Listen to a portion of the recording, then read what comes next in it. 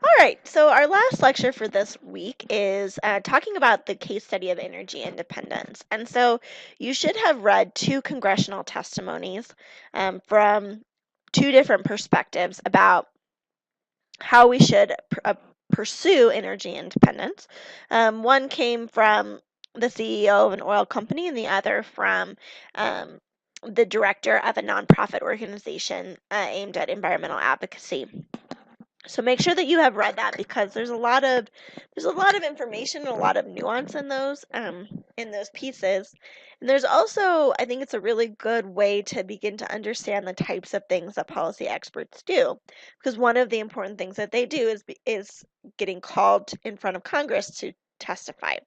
So for those of you who aren't familiar, what a congressional testimony is that when Congress is trying to decide on how to address a particular situation, how to develop a policy, whether or not to support legislation, etc., they will convene panels of experts who testify on the issue. And so not in the immigration lecture, we watched a student testify in front of Congress about the importance of the DREAM Act. And in this case, this is written testimony. They also gave oral comments, but written testimony is as common, if not more common, than actually having a panel, testify. So anyways, go ahead and read those, and that will help you understand. But I want to just point out some important things. This is a short lecture, but I think that it really illustrates how different policy alternatives emerge, and how you can have a single problem definition and still have different opinions about how we should address that. Okay, so let's get started. So by the end of today, you should be able to do the following. You should be able to understand basic information about the goal of energy independence. You should recognize policy alternatives in real-world policy issues, and you should begin to understand how to apply the concepts of policy entrepreneurs, multiple streams, policy windows, technical feasibility, and external constraints. So let's review a little bit of the concepts that we discussed in terms of policy alternatives.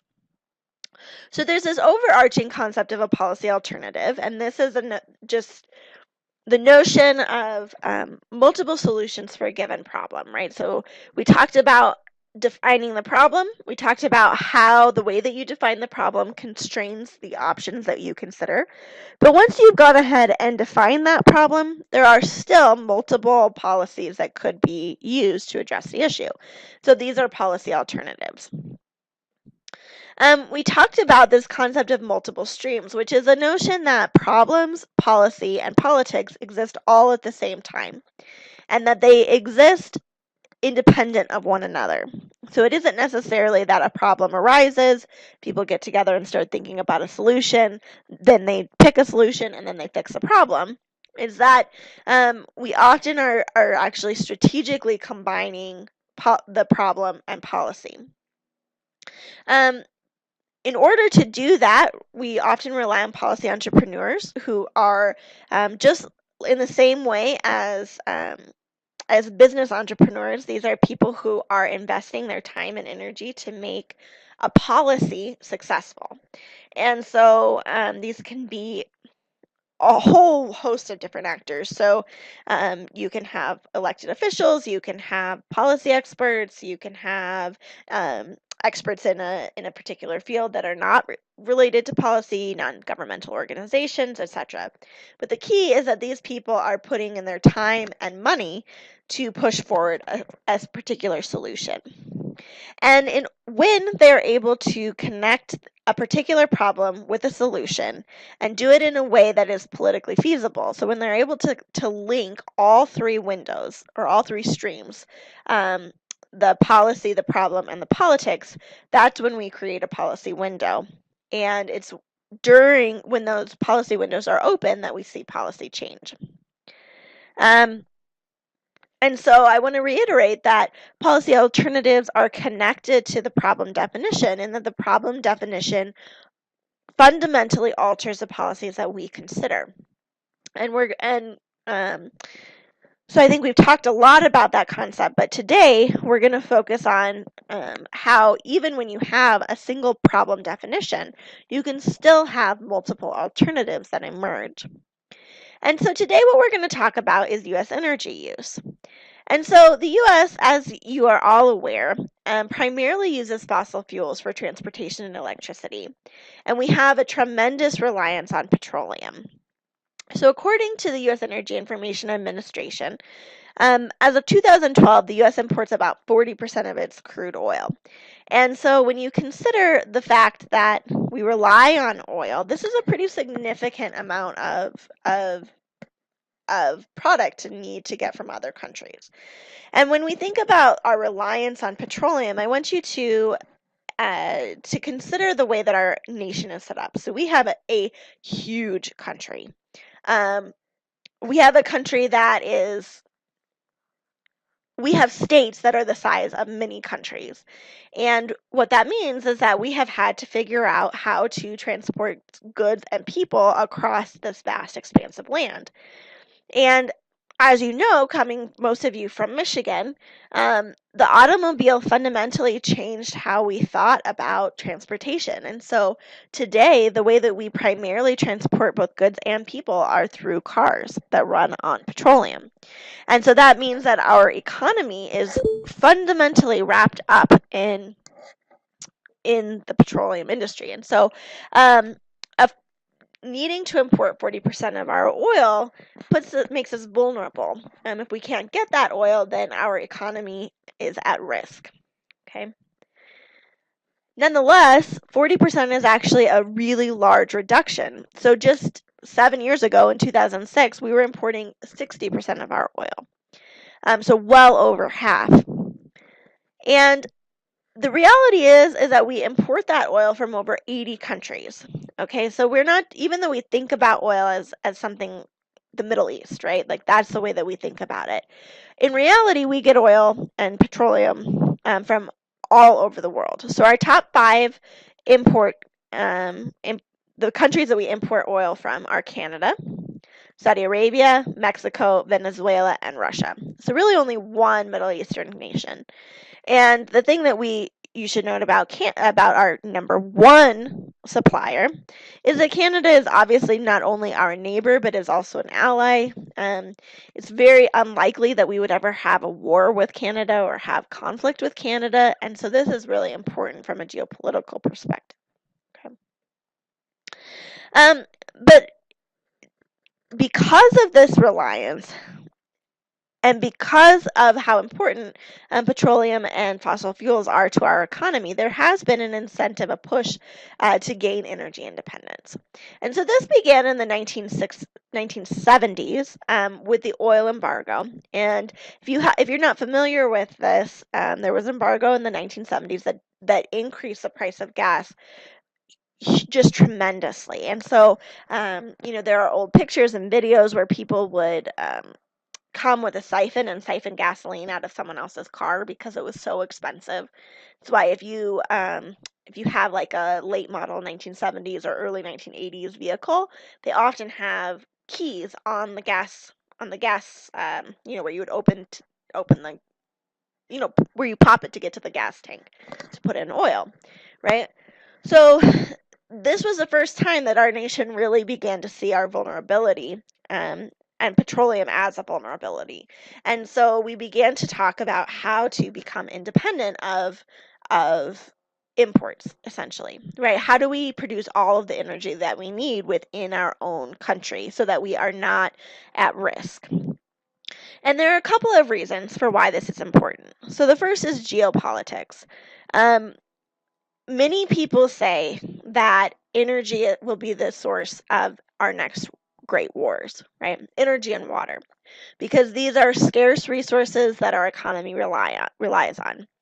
And so even when we see that there's increasing conflict, or when even little tiny things happen, a tanker goes down or a refinery stops operating in another country, all of a sudden our access to oil or the cost of oil increases tremendously, right? And we don't want to be vulnerable to the geopolitics, right? We don't want to have to necessarily play nice with everybody just to be able to get our gasoline. Okay, so geopolitics is probably the most important reason to pursue energy independence. And one other thing that I want to say about that is that, the U.S., every country really wants to be able to have the upper hand in negotiations or in a relationship, right? And if somebody else is holding the keys to your economy, if another country is saying, look, you need us, right? You need our oil. That makes it much more difficult for the U.S. to have power in negotiation and in those geopolitical relationships. So that's a driving motivation for energy independence. The next thing is energy security, right? So not only do we not want to get into a war over something, but we want to make sure that we always have enough energy, enough petroleum, enough coal to be able to run our nation, right? We don't want any disturbances, both for economic reasons and also for, civil, to prevent civil unrest. And finally, some people talk about the need of energy independence to reduce the cost of fossil fuels to consumers. We'll talk in a little bit about why this is not a particularly good argument or reason to pursue energy independence, and not everyone includes this, but some people do. Okay, so if we want to see why this is so important, you see that the red line is production, the blue line is imports, and so in the early 1920s, when we were just beginning our oil economy, you see that actually we're producing way more than we import. And actually, we produce more than we import all the way until like the mid 1990s. All right, and then we see a drastic fall in production and increase in imports. Right, so it's this space right here that makes us vulnerable. And well, I mean, yes. Okay, so it makes us particularly vulnerable. So we were importing, anytime we began to import at higher rates, we increased our vulnerability, but we're particularly vulnerable when we are importing more than we're producing. And what you see is that starting in the 1970s, we're actually declining in our production pretty steadily, pretty precipitously. And so, the nation, our country, our government has tried to figure out how to pursue energy independence. And up until the mid 2000s, the reality of increasing oil production, right, which is one response to energy independence, this was not a particularly feasible option. And so there were two problems. So one was technical feasibility. We just didn't have the tools, the technology to actually be able to access the gasoline and things that would allow us to increase production, right? Because there is a finite amount of gasoline that's easily accessible. And the other was financial constraints, because we knew that there was gasoline that was available if we had the correct technology, but even if we had the correct technology, it made it very expensive, right? To be able to, for example, get gasoline out of rocks and out of shale. So up until the mid 2000s, we're basically in a quandary. So even though we want to increase our independence, we really have a limited ability to improve our production. And so the only alternative then to increasing production is to reduce demand. But that really wasn't particularly feasible either, given our reliance on oil. Okay, so this all changed in the mid 2000s. So there was increased prices for crude oil. When I started driving, oil or gasoline was $1 per gallon, and I mean, that's just dirt cheap. We would drive all over the place. I had a car that got maybe, 10 miles to the gallon. It was like a 1980 Pontiac Phoenix. But starting in the early 2000s and continuing on until the mid 2000s, the price of gasoline just started going up like through the roof. And obviously up to where it is right now, which is nearly $4 a gallon. All right, so this increased price as well as advancements in technology allowed non-conventional oil to be a lot more feasible and a lot more practical. And so we started to introduce oil fracking at a significantly higher rate. Okay, so this shows us the production of what we call tight oil, which I'll talk about in just a second, from fracking from 2000 to 2011. All right, and so what you see is that you have nearly a 9 times increase in 11 years, which is just absolutely huge. So all of a sudden, we're starting to produce huge amounts of crude oil. Okay, it's the oil revolution, really. So what fracking is a way to capture tight gas or natural gas and oil that's caught in shale or rock. Okay, so what they literally do is pump water and chemicals into the ground and fracture, that's where fracking comes from, the rock, which releases the fossil fuel. And to extract the fossil fuel, by extracting the fossil fuel from the ground, you can then send it to refinement and then you can use it. Right? So if you ever travel to the west or to Pennsylvania, you might see things that look like this. This is they're drilling a fracking well. So eventually this sort of large scale, this would go away and there would just be this little box thing there. But I'm from Colorado and it's everywhere. I mean, everywhere. And so this is what fracking is. So this has just been a totally changed our approach to energy independence. And so what it's done is it's pushed U.S. oil production to a 25-year high, and it's increased U.S. oil reserves by 30% and natural gas reserves by 90%. So it's helped us come a long way towards energy independence. It's also created thousands of jobs. So in areas where there's a lot of fracking, you see really low unemployment. So there's tremendous amounts of fracking happening in North Dakota, which is very rural, obviously, of a pretty low population. But nonetheless, people have rushed to North Dakota for work because there's an unemployment rate of 3.3%, which as a nation, we haven't seen anything near that low in well over almost 2 decades now. Well, not really, a decade and a half since the 2000s, early 2000s. And it's decreased the cost of natural gas. A lot of the challenge right now with natural gas is actually in transporting it. There is no shortage of the raw product. It's in getting it from where it's being extracted to consumers. That's where we see a challenge, and that's where prices actually begin to increase again, because the demand has outpaced our ability to supply the natural gas.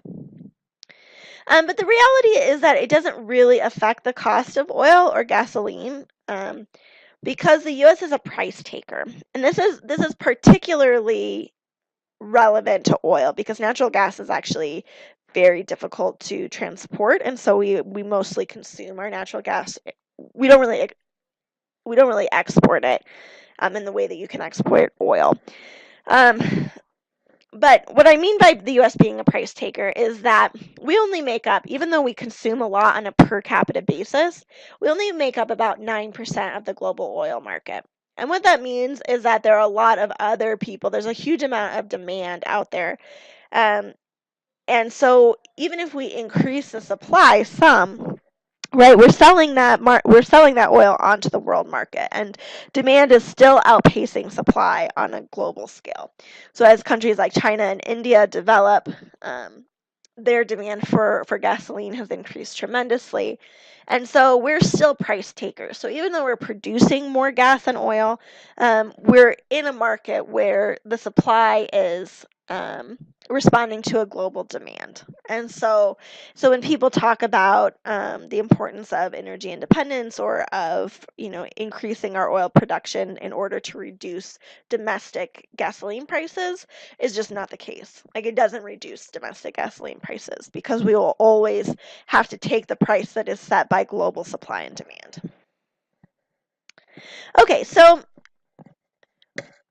let me back up just a little bit, okay? So let me clarify that energy independence is a goal, it's an issue, it's a problem that pretty much everyone agrees on.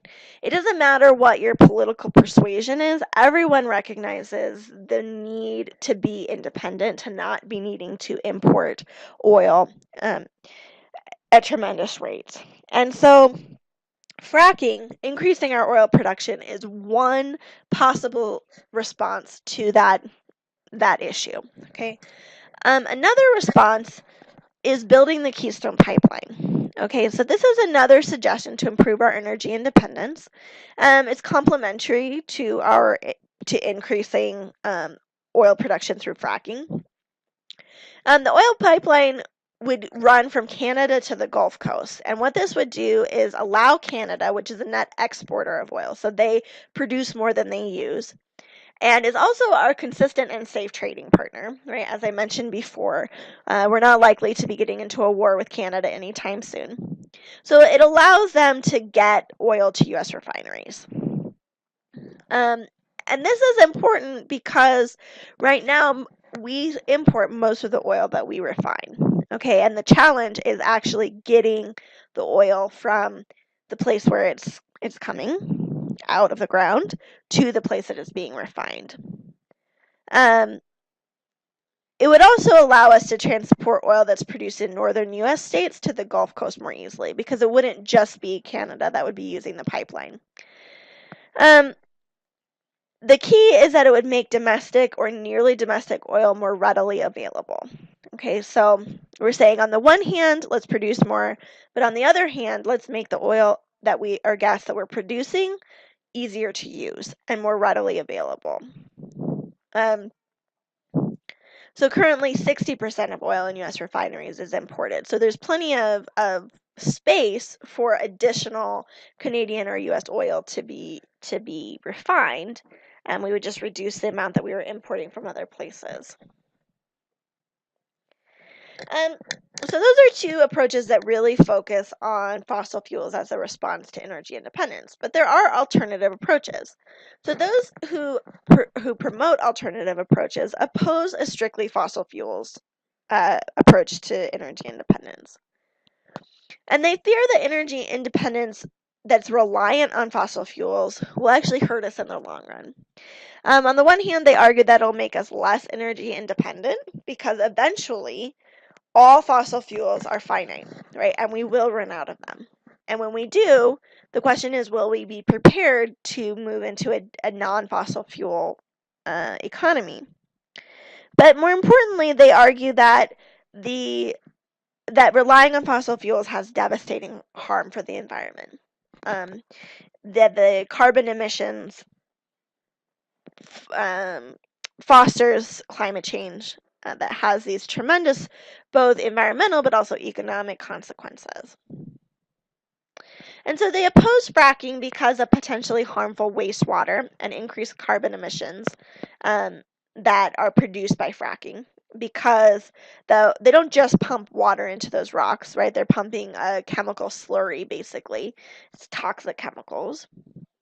And they oppose the pipeline for two reasons. So one, the sort of less important reason is because of potential leaks. So we hear all the time, especially in Michigan, you hear about small gas spills in like the Kalamazoo River or various places into Lake Michigan, what have you.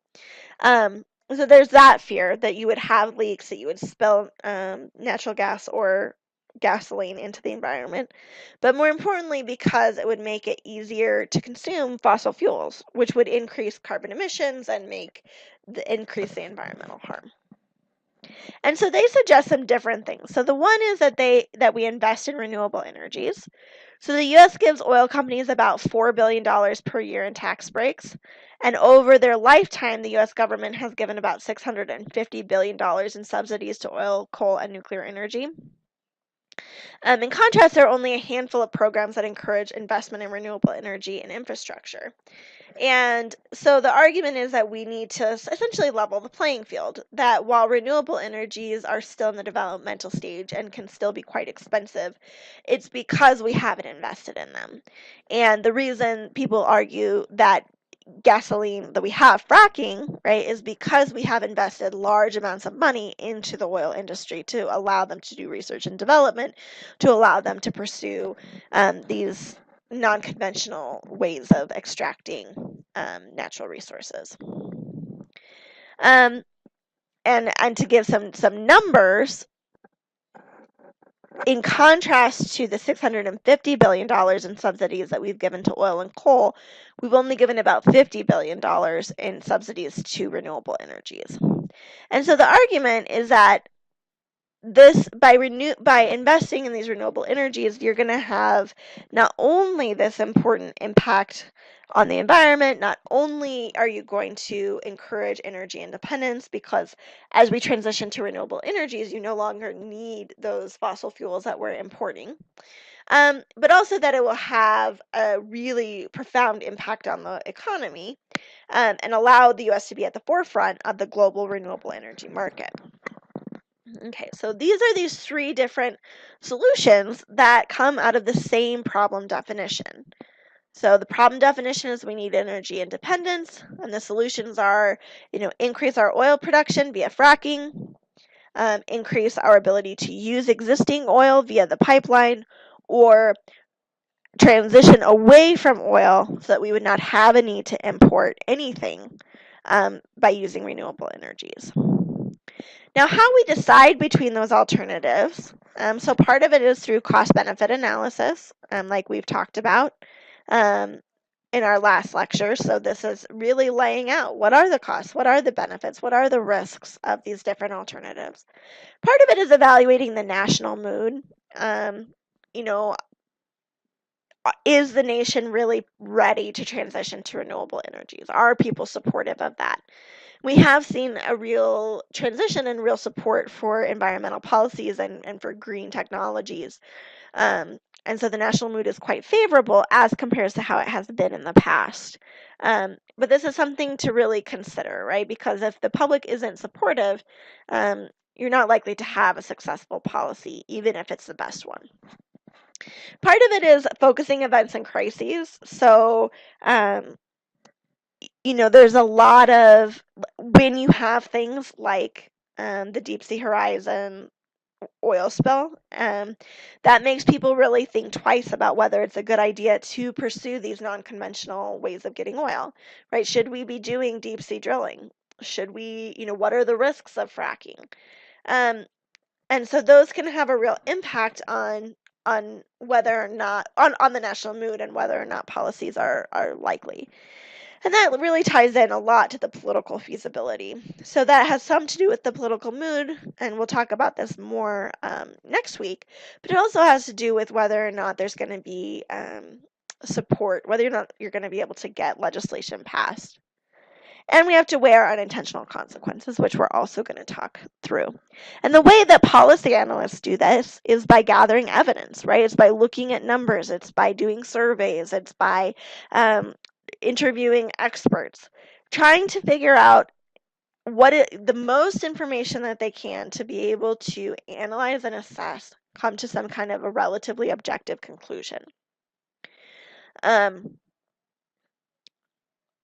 I think the important point, though, and the thing I want to reiterate, is that sometimes the best policy on using one form of evaluation, like cost-benefit analysis, is the worst policy using another thing, like political feasibility. Because honestly, it does not matter if the policy is going to meet the most goals or it's going to have the lowest costs and the most benefits. If it's not politically feasible or if the public doesn't support it, it's not going to be an effective policy. Okay.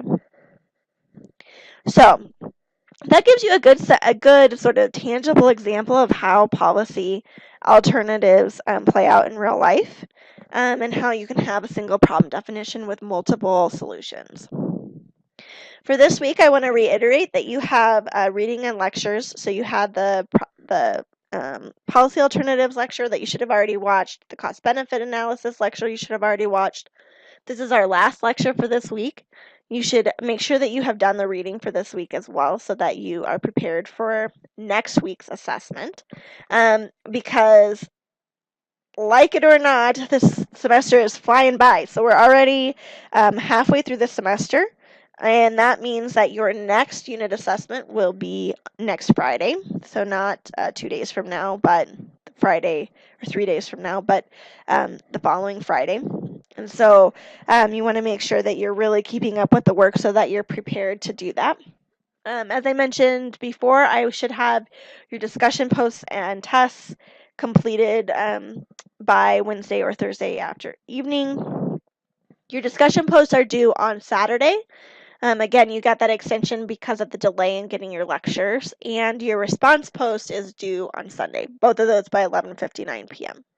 As always, I hope you're having a great week, and if you are having questions or something isn't clear, please, please, please email me or set up virtual office hours. Okay, that's it for now, and I will talk to you later.